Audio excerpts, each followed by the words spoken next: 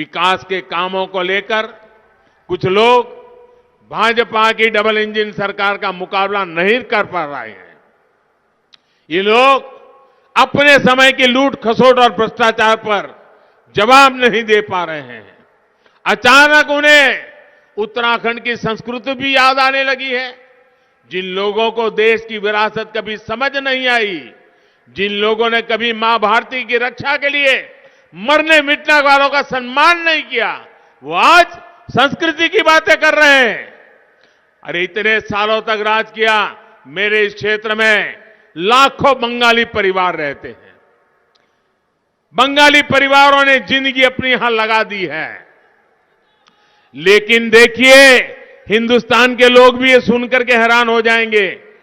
आजादी के बाद से लेकर के हमारे बंगाली भाई बहन यहां रहते हैं, लेकिन उनके पहचान पत्र में एक लिखा हुआ रहता था, पूर्वी पाकिस्तान, पूर्वी पाकिस्तान। आजादी के इतने सालों के बाद भी मेरे बंगाली भाई, उनको मैं मां भारती का बेटा हूं, ये हक पाने के लिए लड़ते रहना पड़ा। मैं धामी जी की सरकार को बधाई देता हूं कि उन्होंने मेरे बंगाली भाइयों के इस हक को स्वीकार किया और पूर्वी पाकिस्तान जो लिखा गया था पहचानों में, उसको हटाने का काम कर दिया। भाइयों बहनों, इन लोगों ने आज संस्कृति याद आ रही है, विरासत याद आ रही है। अरे जरा देखो, हमारे गुरुओं ने हमें कितनी बड़ी शिक्षा दी है। गुरु गोविंद सिंह जी ने आदर्शों के लिए, मूल्यों के लिए कितना बड़ा बलिदान दिया। वीर साहिबजादों का बलिदान हिंदुस्तान के बच्चों बच्चों को आने वाली सदियों तक प्रेरणा देने की ताकत रखता है, लेकिन उसे भी भुला दिया गया। उन्हें वीर साहिबजादों का बलिदान भी कभी नजर नहीं आया। ये भाजपा की ही सरकार है जिसने 26 दिसंबर को वीर बाल दिवस घोषित किया है। मैं इन लोगों से पूछना चाहता हूं, क्या तुष्टीकरण के लिए यूनिवर्सिटी की स्थापना देवभूमि की संस्कृति को ताकत देने वाली है? क्या मां गंगा का अपमान, देवभूमि की संस्कृति का अपमान, क्या आप लोग सहन करेंगे? ये अपमान सहन करेंगे? आप देखिए, इसी धरती के संतान, और यहां तो कोई घर ऐसा नहीं है जहां का कोई न कोई परिवारजन फौज के अंदर देश के लिए मर मिटने के लिए तैयार ना हो। उस सेना के सेनापति को, इसी धरती के संतान बिपिन रावत जी को ये लोग क्या कहते थे मालूम है? वे उनको सड़क का गुंडा बोल दिए थे।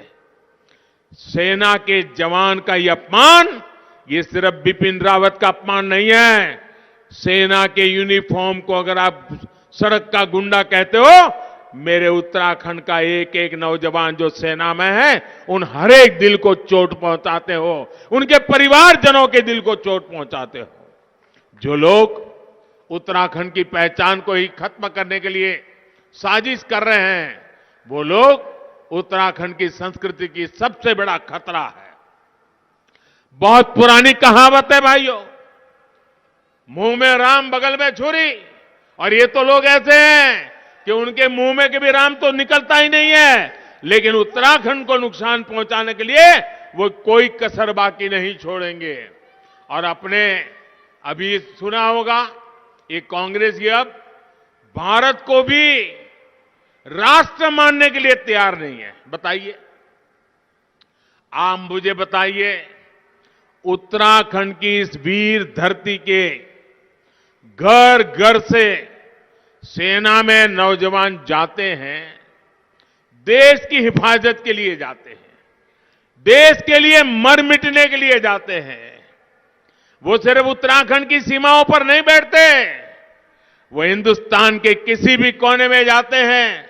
नॉर्थ ईस्ट हो गया तो उसके वहां दिखेंगे, जम्मू कश्मीर देखो तो वहां दिखेंगे, लेह लद्दाख देखो तो वहां दिखोगे, गहरे समंदर में देखोगे तो मेरे उत्तराखंड के नौजवान दिखेंगे।